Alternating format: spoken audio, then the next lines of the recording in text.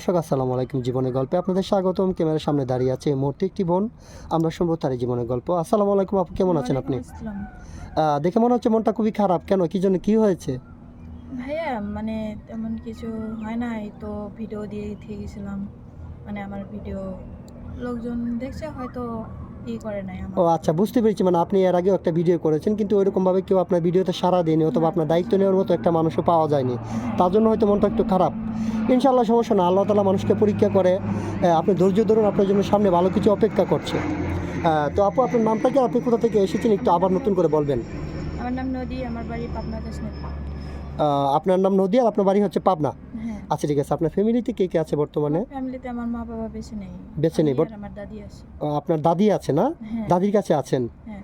আপনার ভাই বোন আছে কি? না, আমার ভাই বোন নেই। কেউ নেই পৃথিবীতে দাদি ছাড়া? ও আচ্ছা, তাহলে তো আপনার লাইফটা অনেক কষ্টের। ইনশাল্লাহ সমস্যা নেই আপু। মানুষের, প্রত্যেকটা মানুষের জীবনে সুখ দুঃখ মিলিয়ে হচ্ছে জীবনে। এখন হয়তো লাইফে কষ্ট করছেন, সামনে আপনার জন্য ভালো কিছু অপেক্ষা করছে। আচ্ছা ঠিক আছে আপু, আপনার বয়সটা কত? আমার বয়স 20 বছর। 20 বছর বয়স। আপনার বিয়ে শাদী হয়েছিল না হয়নি? হয়েছে। হয়েছে। আপনার স্বামী কি হয়েছেন? আমার তো বিয়ে হয় নাই।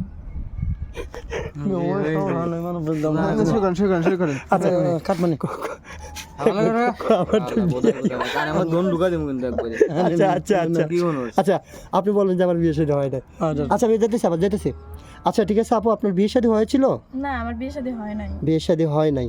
আচ্ছা, আপনি আমাকে বলেছেন যে ভাই আপনার আর্থিক অবস্থা খুবই খারাপ, এটার জন্য আপনার দাদি আপনাকে বিয়ে শাদী দিতে পারছেন না, আপনারা দিনে 3 বেলা খেতে পারেন না।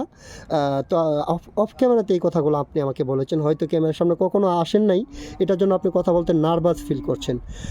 তো আপু সমস্যা নয়, ইনশাল্লাহ আমরা বুঝিয়ে নেব। তো আপনি যাকে বিয়ে করবেন ওনার বয়সটা কেমন হতে হবে? হ্যাঁ, বয়স যেরকম হোক না কেন, তাকে আমি মানে ভালোবেসে গড়ে তুলব। আপনি বলতে চাচ্ছেন বয়স ডাজেন্ট ম্যাটার, বয়স যেমনই হোক সেই মানুষটা যেন ভালো হয়।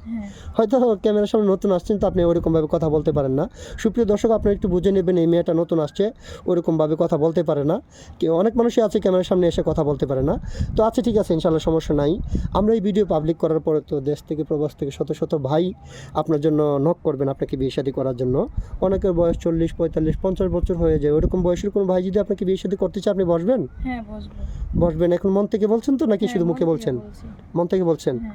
আচ্ছা ঠিক আছে। যদি বিয়ে শাদী করার পরে কোনো ভাই আপনাকে রেখে প্রবাস চলে যায়, হ্যাঁ, তাহলে তার সাথে কি প্রতারণা করবেন? না, প্রতারণা করব। অনেকে আছে বিয়ে শাদী করে দেশে বউরাকে চলে যাওয়ার পরে, বিদেশ থেকে টাকা পয়সা পাঠানোর পরে আরেক ছেলে নিয়ে বাইকে যায়। আপনি কি এমন কিছু করবেন? না, এমন কিছু করব না। করবেন না? আচ্ছা ঠিক আছে। তাহলে আপনার সাথে যোগাযোগের মাধ্যমটা কি?